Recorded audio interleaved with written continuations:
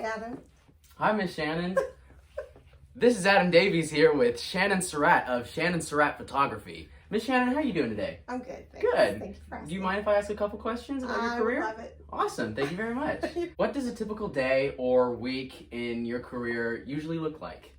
Well, it's different season to season. There are some times of the year that are typically keep me out in the field shooting more, and then during the off season, I'll spend more time at my desk in the office, working on projects, finishing projects, placing orders,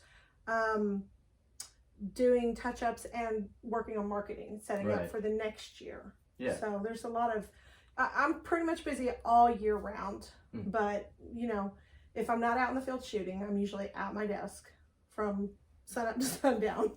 So how did you get started in photography? Like, what made you want to be a photographer? That's a good question because honestly, it's something that I've always wanted to do, even as a kid. Right. I had a handful of things that I wanted to become when I got older, and a photographer was one of them. I just remember as a kid, I would always go through the family photos. I was always the one to save the photos. Yeah. And as I got older, it just, that love for photos actually just grew. When I got a manual camera, in my early 20s, I started playing around with them, and I pretty much learned everything on my own.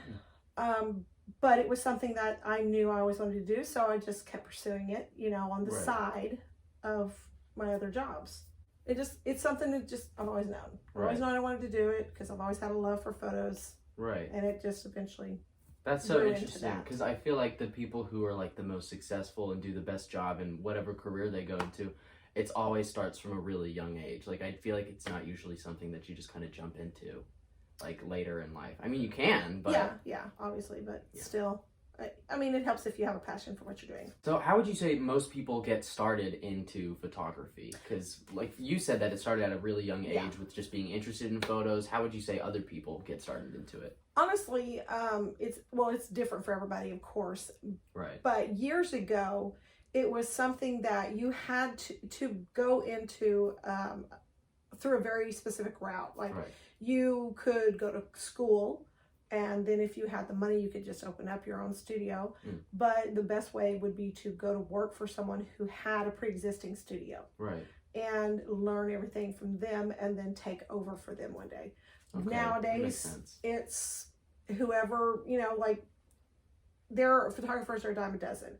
Whoever has a camera, you know, and thinks they might be really good at it, just starts, you know, putting up photos they've taken and start charging for it, you know, and that's fine, but it's not a lot of those people are going to be doing this long term because it's very difficult. Right.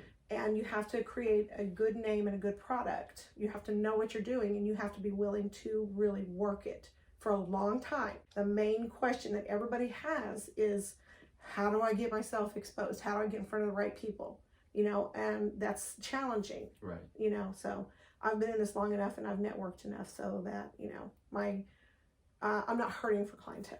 That kind of answers my next question. So that's how you would get successful in this kind of career, by trying to network and gain enough credibility. Yeah. Yeah. Okay. You have to be able to back it up. Right. Yeah. But if you can back it up, then if you're good at what you do, most of the time your imagery is going to get attention. But if you only have like 4 followers, you know, on any social media, you know, obviously the networking is the next most important thing. First off, you've got to be good at it. And secondly, you need to be marketing yourself. You know, you just have to put yourself out there, and you've got to think of every single way that you can utilize any connection that you have. I'm not saying hound your friends for money, you know, but you can certainly utilize your friends by using them to promote your work. Right. So what kind of problems do you have to deal with like every day when you're shooting kids? Let's rephrase that question. So what kind of problems like arise when you're like out taking pictures for your clients? Different. If it's an athletic team, it could be just that maybe some of the kids aren't in the mood, they don't want to cooperate, you know, which is not usually too big of a deal to overcome. Location, weather is usually the biggest. If we're not doing inside stuff, you know, we're doing outdoor shoots, then weather, because it can get sweltering hot, or it can get too cold or rain on you and you have to, you know, reschedule. So, and then the kids are disappointed because they're usually always ready. So what do you like most about your job? I knew that was the next question. Honestly, there are two things that are probably tops for me. One is the relationship that I create with my clients, because the good majority of them usually become good friends. And the second is that my schedule is my schedule. I can have it be whatever I want it to be, and working for myself is, I love it. I could never, you know, find anything better to replace that. So that's cool. Sometimes my boss gets on my nerves, but I thought you were the boss. You probably know what's gonna come next. What? What's the least favorite part of your job? Honestly, the least favorite part of my job is the business aspect. It's all the financials, the taxes, everything that you have to do that's not directly photography related. I loathe it. Not typically, creatives are not, you know, business minded anyway. That's what I've always experienced. Force yourself to be. So yeah, that's what I hate about it. So how would you say your career affects your family life? It's kind of complicated. There are different ways. For one, it affects it well because the income supplements my husband's income, and it allows us to do things that we may not be able to do without. But it also keeps me pretty busy. Like I said, at certain times of the year, I am busier. So my husband becomes what's known as a photographer's widower. You know, he may not see me until I crawl in bed at night, you know. The kids get less time with me, but, you know, we make up for it in my off season, you know. So I usually get to take the majority of December off, and I get to usually take all of July off, you know, completely off. So it kind of balances out in other ways, but otherwise, you know, it's good.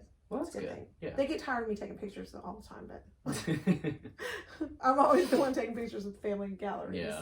So what is it about your style of photography that sets you apart from your competitors? Well, that is, again, a difficult question, because I don't feel like I have a particular style. There are new things that I want to try all the time creatively, but I still, you know, you have to hold on to that basic foundation with the basic photography rules. You know, you want to get your lighting right, you want to get your skin tones and your colors right. But then when you know all of that, then you can break the rules, you know.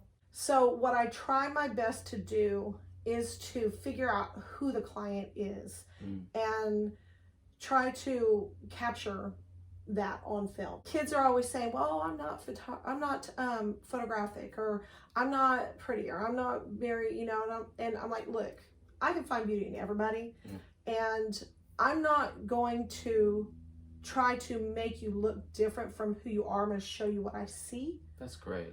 And what I see is beautiful. I will try to do a lot of things just spur of the moment. You know, I'm very led by the phrase, I fly by the seat of my pants.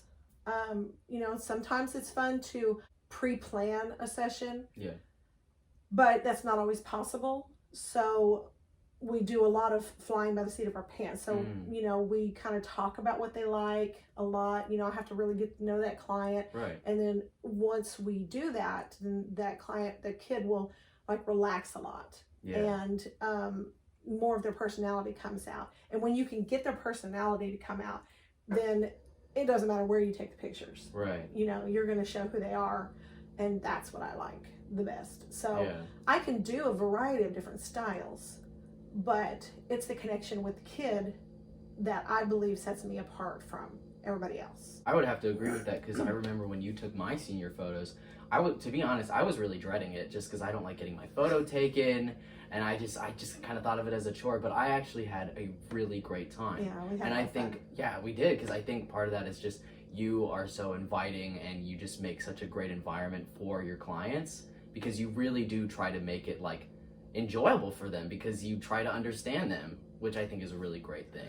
I don't really have to try too hard because I'm just a dork naturally. Last question before we end things. Do you have any advice to anyone who would like to start off a career in photography? Education. Education. I had to learn the hard way, because when I was first coming into this field, I was poor as church mouse, and you know, it is expensive to get into. And back then, like I said, there weren't a whole, you know, you had to go through very specific routes. Right. So because I didn't have the finances to invest in, you know, learning the field, I had to do it all on my own. Then when social media became a thing, the world was open. Right. You know, there's all kinds of education at your fingertips. If you can, go to conferences, take classes, go, YouTube has a plethora of how-to videos. And if you can get a professional photographer to work with, or even someone who will just let you shadow them, do that as well. Network with anybody that you can, and make sure that you have the foundation to build on. And that's pretty much it. That's pretty solid advice, if I do say so myself. I hope so. Well, Miss Shannon, thank you so much for... Who does this? Thank you so much for your time today. That was awesome. You bet! Super